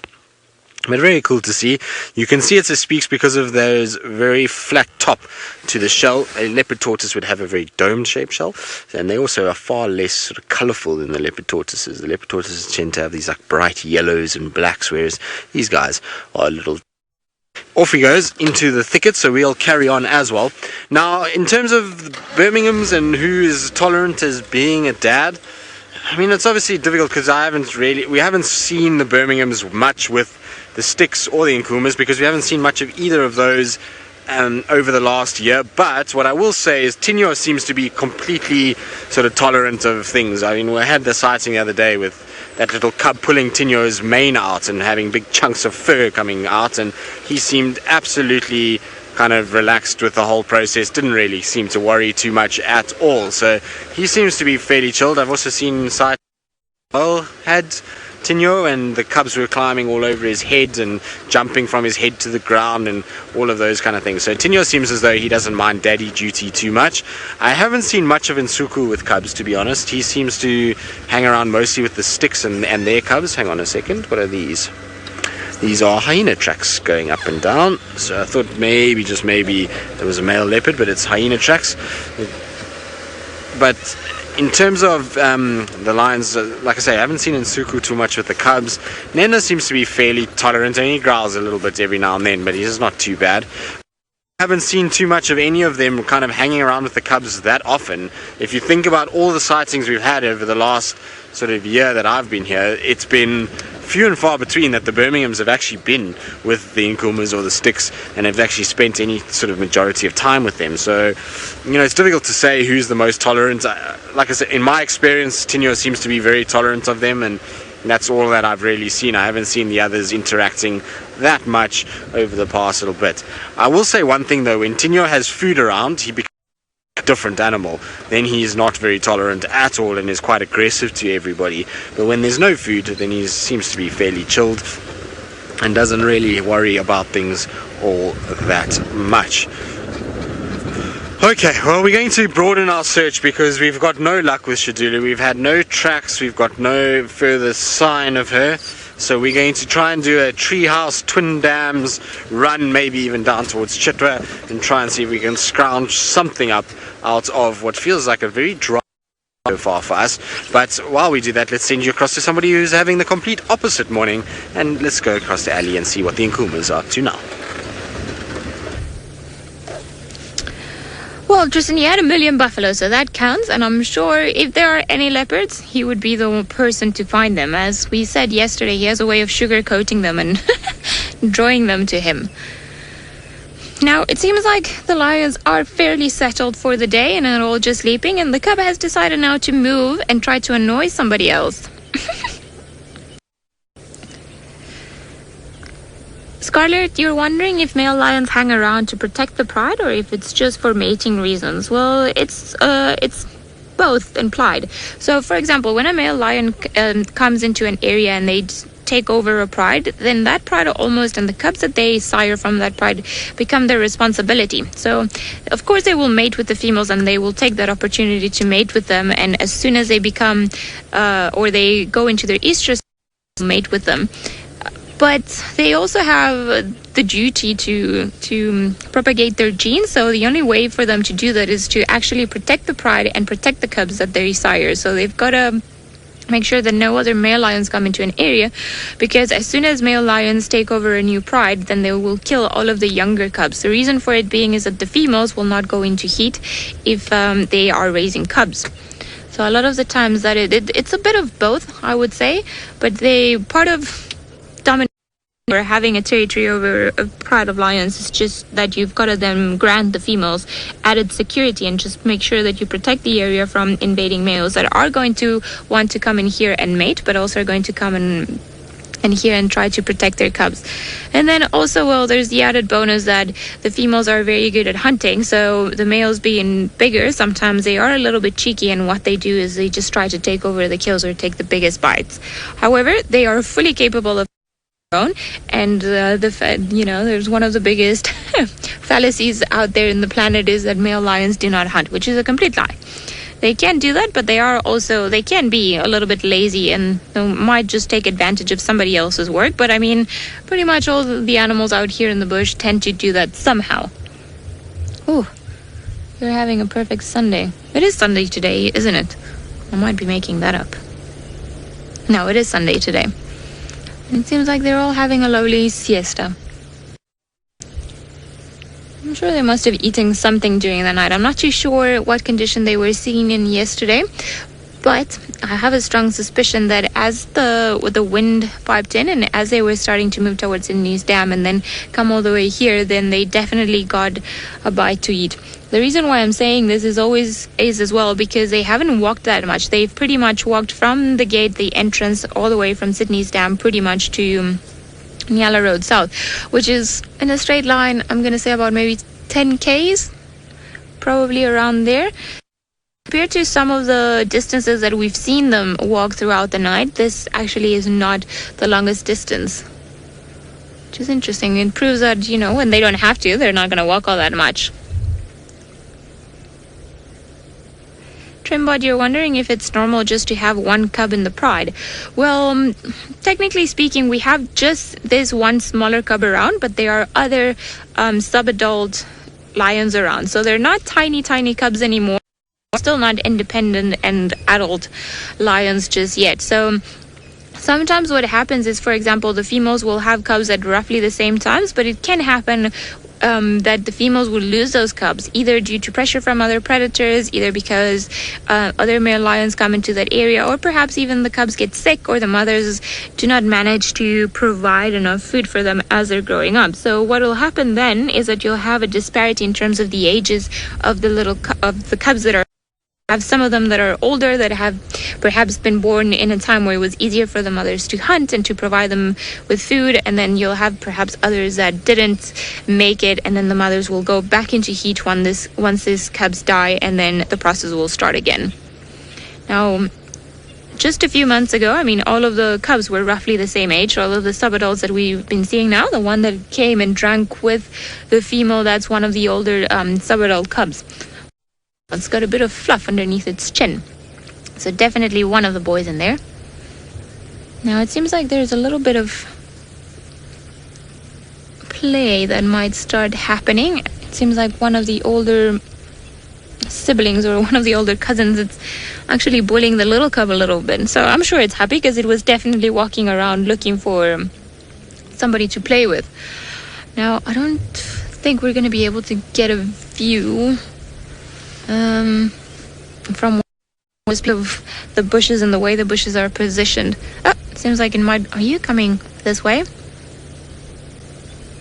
Alright, you know what I'm gonna try and do, Ferg? I think that if we go forward... no? Are you guys coming this way? Even better when we don't have to move and you guys decide to show up. More water? What a perfect spot. Nice cool breeze, water... Not too much sunshine just yet. Now this particular one, judging by her size, she is also one of the cubs. Or sub-adult cubs as we like to call them.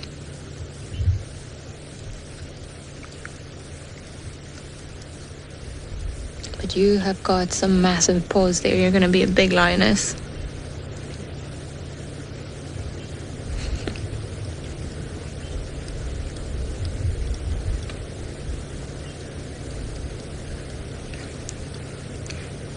Pretty clean whiskers. Hello.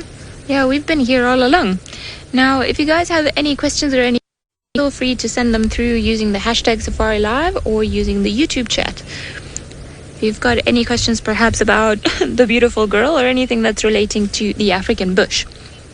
Now, it almost seemed like the one at the back was going to push this one into the water. It would be quite funny to see one of those lions fall into the water. It's not a deep puddle at all, but I reckon they would be quite disgusted. Okay, well, it seems like that one over there is the peeing spot. All of them have gone there. And it's one of the characteristics about lions that I don't particularly find appealing. They just seem to have absolutely no regard for where they urinate or defecate. It could either very well be on their, the back part of their legs, could just almost be on top of one another or very, very close to one another.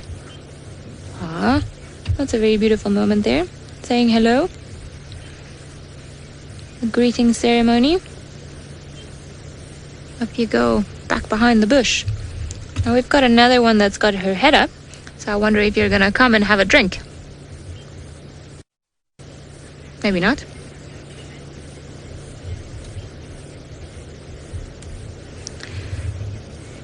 Now, it seems like they are very settled, so we would like to know from you guys if you'd like to stay around with the pride for a little while longer, or if we should just head back and see how Tinyo is doing.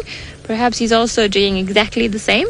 So we're going to leave it up to you guys. You can just let us know using the hashtags, or just let us know on the YouTube chat, and then FC and Rebecca in this particular case, because she's the lady in my head this morning, then she will be able to let me know.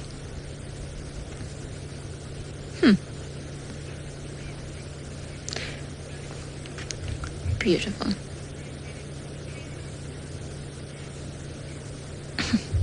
Alright, while we wait for you guys to let us know what would you prefer us to do, let's head over to Tristan and find out how the Treehouse Twin Dam route is going.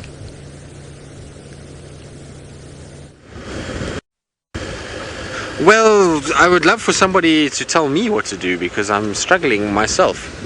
What have you seen? Warthogs. Hello, warthogs. Are you going to sit still for us? Probably not. Let me try go back a bit for VM. Oh, difficult. There goes. 2 warthogs running into the bush. Woohoo! We found an animal. It's been a tough morning for VM and I. We've been struggling a little bit trying to find things, and we've actually just been discussing it. It feels eerily quiet. There's a bit of a wind blowing. Very few birds around this morning. Strange, the weather. So, I don't know what's going on. I also tried to get an update from the east, and it sounds like there is absolutely nothing, because the update I got given was this: there is an update, there is a starling with a broken leg. That is the update I've been given. So, very quiet on that side of life as well. So, I'm not sure much is happening in Chitwa. I think maybe Hosana must still be in Torchwood. Tingana, I think, must be that side. I actually did get an update on Hukamuri. That's the one thing on, and Hukamuri chicken medicine is on Arathusa at the moment, just moving about that side. He's, I think, just kind of milling about. I don't think he's doing too much or mobile towards us at this stage, but no sign of Shadulu on their side either, so she could be anywhere here. I mean, it's obviously, like I say, we just don't know the way that she likes to walk around our area and the way that she likes to scent mark, and so it'll just take us finding her and following her a few weeks before we can work out what she gets up to when she comes down via tele-access and where she likes to head from there. What I will tell you though is that it has gotten a lot thicker and a lot greener in the space of 24 hours. It certainly looks very different to what it did a few days ago. It's starting to really kind of thicken up and green up quite quickly, and it's probably that coupled with the fact that we've got a very sort of strong wind today, and it's a cold wind, that it's a little on the quiet side. The animals don't really like cold wind. If it's a bit of a breeze blowing, that's fine, but when it's cold and windy, I find that everything kind of gets a little bit sort of despondent and moves out rather than coming in. I see an elephant's pushed a whole tree over the road there. Naughty. Anything at Shabamu Pans? Let's have a little quick look here. Always a good place just to have a quick scan of what's going on.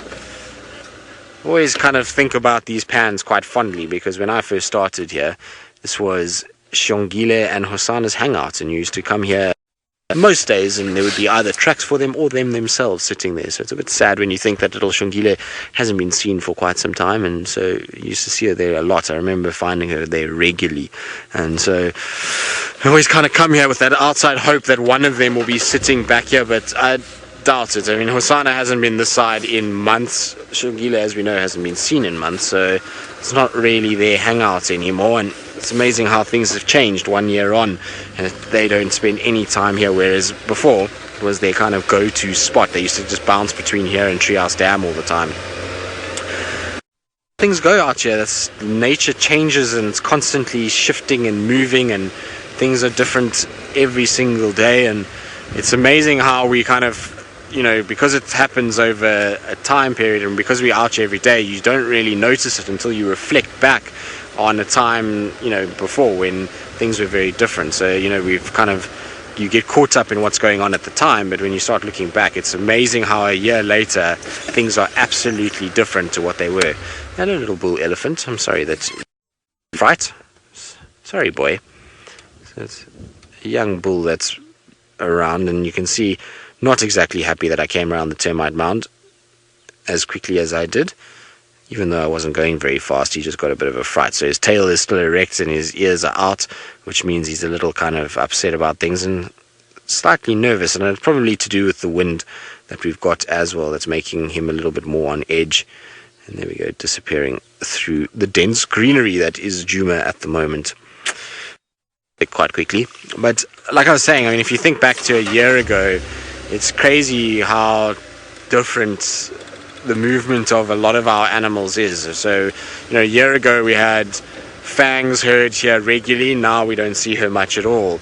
We had, Shongile, Karula, Hosana, on Djuma with Tingana. Now it's, a situation where Hukumuri's coming in, Shidulu's around, no sign of Karula and Shongile. Hosana seems to have pushed south. Shadow and Cub are no longer really being seen very much at all on our side. Tundi is enough again, so it's kind of all changed a little bit. The only sort of constant is the Nkuhuma pride, who are still just drifting about and moving around between Simambili and us, and the Birmingham boys. But in the terms of our elephants and our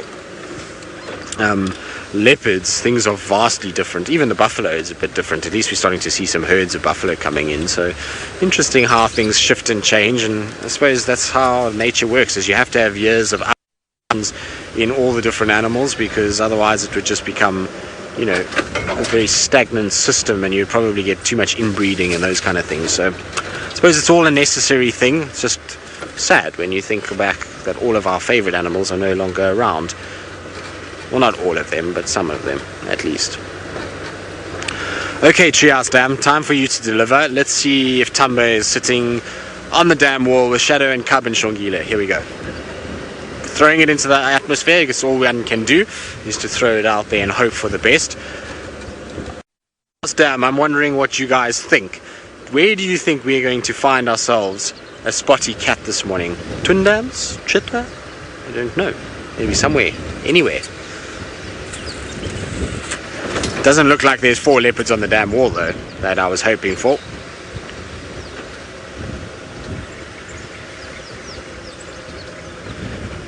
A few more birds though that are chirping, which is quite nice. So it sounds like there's at least a little bit more life here. Maybe we'll get some nice things. Wonder if Scuba Steve's also still around. Doesn't look like it. Those of you who don't know who Scuba Steve is our hippo that sits at a Treehouse Dam. So he's a bit of a shy fella, doesn't generally like to be seen. Alright, so here we are, we're at Treehouse Dam. No leopard yet, but we'll stop and just have a little scan around, see what's happening. And the answer to that is very little at this stage. There's not even any of the woodland kingfishers that are normally here. There's normally a pair of woodland kingfishers somewhere close by, but I don't see them today. No sign of our hippo. No terrapins on the banks either. Treehouse Dam is a bit of a bust this morning. You see a bird there, Vildi, or not? No, doesn't seem like it. I can't see anything myself. So, oh, there is one. A little 3-banded plover. Saving our day at Treehouse Dam. Well done, 3-banded plover. We could count on a plover or lapwing. They're normally around. I don't see any blacksmith lapwings either. Quiet is what it is in the treehouse. So I think we'll carry on towards Twin Dams. Maybe we should go and check on Janet Jackson as well. See if there's anything happening. But we're going to go towards Twin Dams and see what's happening there. Rebecca, you're wondering if I think it's so quiet that because there's going to be a natural disaster. Huh? Why are we asking that, Rebecca? Sunday morning, what animals in church? a tornado or a cyclone. Tornado coming back for round 2, the deluge, the great deluge. No, Vex, I don't think it's that. I think it's a situation where we had a really big storm. Water is spread everywhere. Animals don't need to come to water points. They don't need to move nearly as much as what they do when it's drier, and so, that makes life a little bit harder. Also, roads are very hard, so we miss. We probably would pick up otherwise. So that's part of it. I also think that, at the end of the day, you have quiet days in the bush. You can't have it busy and full of life all the time. Some days it just doesn't go your way and things are a little bit quiet and you're not in the right place at the right time. VM makes a very valid point that it's Sunday and most of the animals are probably having a morning off and are doing the various things that people do on Sundays. So there we go, Rebecca. Sometimes it's just a Sunday. You and Vildy do have the same brain. In fact, maybe did you do a lobotomy where you kind of shared brain? I wonder. Right, well, while I contemplate whether VM and Rebecca had some sort of brain swap at some point, let's send you across to Ali, who's got a cub that is not taking it very easy for a Sunday morning. Definitely not taking it easy. It's finally found somebody that's going to put up with its antics as it moves up and down. And now it seems like it's hiding. It's a headless cub. Now you see the female has got her head up, as so does Nena in the background.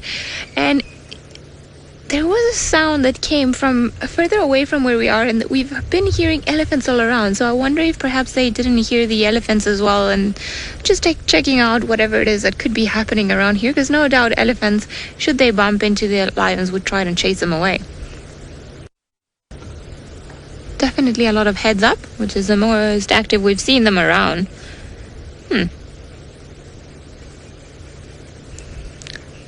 Lisa, you're wondering if the sub-adults are old enough to help in the hunts yet. Well, I'm pretty sure if they're not, they're getting to that point. Likely they're participating. I don't think they're judging by their size that they're going to be too active in the hunting, but I'm sure they're going with the parents. There's the elephant there. There's a whole herd coming. Sorry, we're not going to be able to show them to you because there is pretty much the whole world in between us and the elephants, so we're just gonna watch what the lion's reaction is going to be for the time being. They are walking away from where we are, and I don't think they've actually spotted the lions, but the lions definitely heard them, and this is why they got their heads up. It's always good to be alert with everything that's surrounding you, and it's just proved that even when they seem to be very, very fast asleep, you pick up on the noises of other animals very quickly. Now you see there's definitely a sign of alert.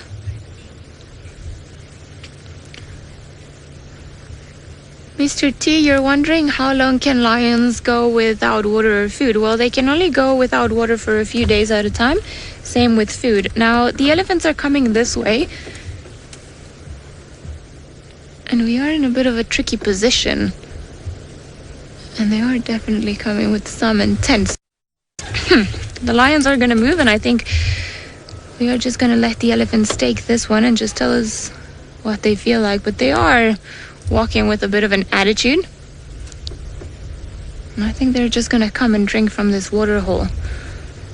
They're definitely very, very close. Now, Ferg, just be ready in case I have to dash through the bushes. All of the lions are going away.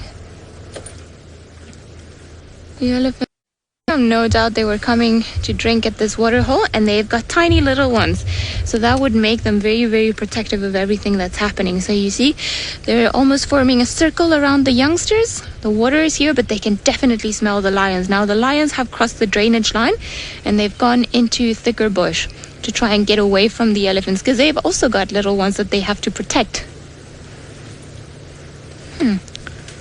Nice big herd of elephants. Now, I apologize for the antennas and everything that's in between us, but would prefer not to move now, as it's a tense situation for both species that are just trying to protect their young. So I want to try and make the least amount of noise possible.